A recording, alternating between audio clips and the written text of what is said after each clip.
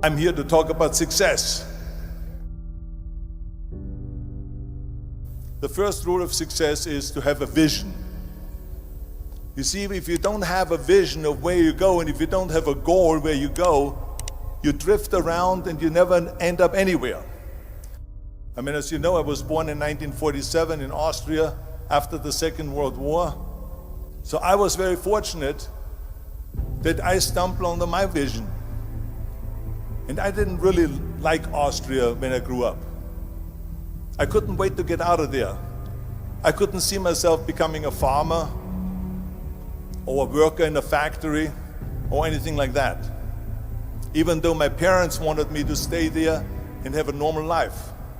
But that was their vision, not mine.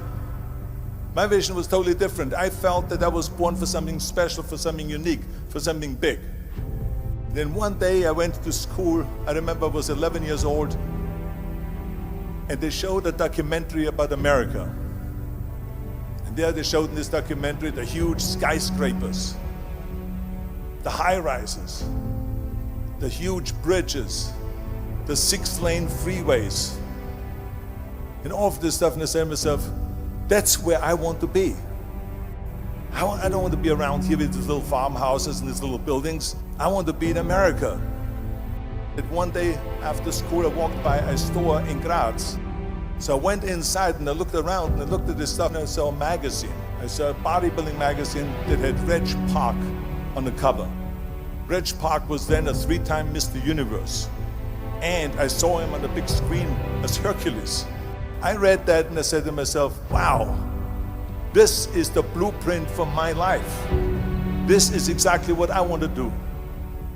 I want to become a bodybuilding champion just like Reg Park. I want to get into movies just like Reg Park. And I want to make millions of dollars and be rich and famous just like Reg Park. Do you know how great it felt that I knew where I was going? Imagine the majority of people don't know where they're going. I knew where I was going, that I'm going to become this bodybuilding champion just like him. So it was just a question of how do you do it?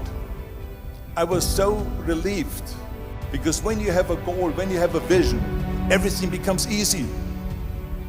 So people always ask me, when they saw me in the gym in the pumping iron days, they say, why is it that you're working out so hard? 5 hours a day, 6 hours a day, and you have always a smile on your face. And I told people all the time, I said, because to me, I'm shooting for a goal. In front of me is the Mr. Universe title. So every rep that I do gets me closer to accomplishing that goal, to make this goal, this vision turn into reality. Every single set that I do, every repetition, every weight that I lift will get me a step closer to turn this goal into reality. So I couldn't wait to do another 500-pound squat. I couldn't wait to do another 500-pound bench press. I couldn't wait to do another 2,000 reps of sit-ups. I couldn't wait for the next exercise. With the age of 20, I went to London and I won the Mr. Universe contest as the youngest Mr. Universe ever. And it was because I had a goal. So let me tell you something, visualizing a goal and going after it makes it fun. You got to have a purpose no matter what you do in life. You got to have a purpose. 74% hate their job in America. Now this is not much different when you come to Europe. The majority of people don't like what they're doing, because they're really not doing it because they didn't have a goal and they followed this goal. They just aimlessly drift around, and then all of a sudden there's a job opening, so they get that job because you have to work. But then when you work, it's a chore. It's work. It's not fun. So if you think about, only a quarter of the people really enjoy what they're doing in life. That is unbelievable if you think about it. So I felt so blessed that I knew what I was doing. It's like a medical student that studies and knows he wants to become a doctor. You know where to go. And the same thing is also in politics. I remember that in politics, I had a very clear vision that I will be the leader of California. This is as far as I could go because I was not born in America, so I could not run for president. So being the governor of the fifth largest state,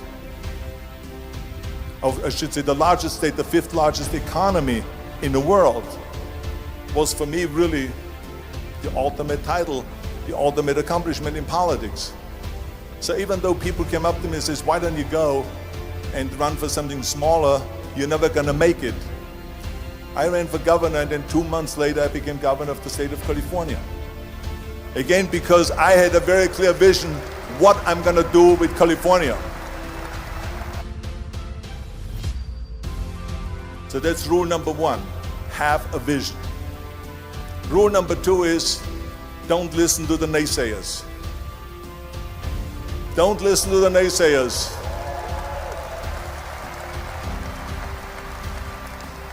Everything I ever did, the thing that I heard out of people's mouth was, that's impossible. That can't be done. Or no. That is exactly what I heard, and of course I proved to the people that it can't be done. So whenever someone said to me, it can't be done, I heard, it can be done. When they said no, I heard yes. And when they said it's impossible, I heard it is possible.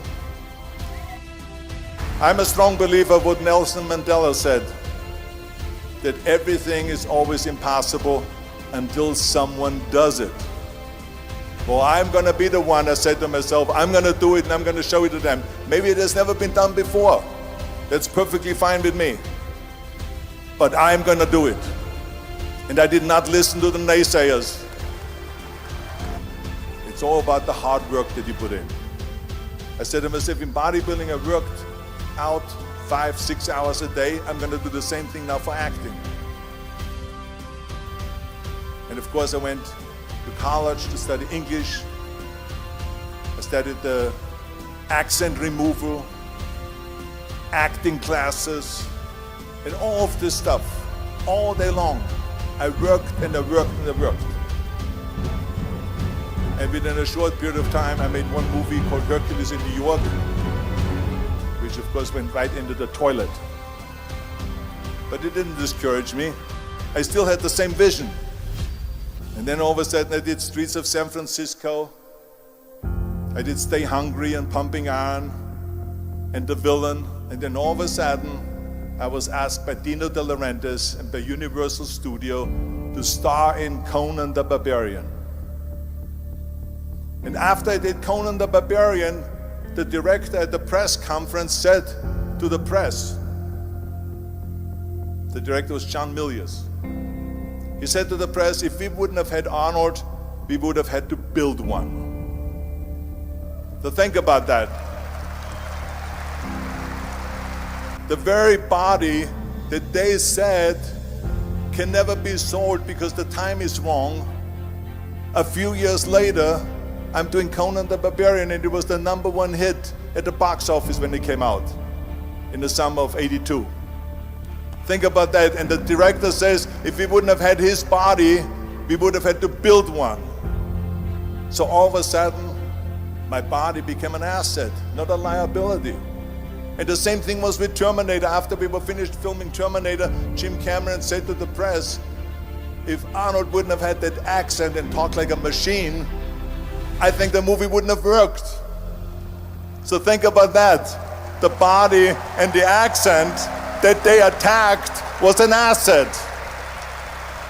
But I didn't listen to those losers. I didn't listen to them at all. This is just the reality of it, is that you cannot listen to the naysayers. So this is a very important lesson for all of you. So when someone says, no, this is a stupid idea, you in your mind, you don't have to say it, but in your mind just say this, fuck you, you're an asshole. What do you know?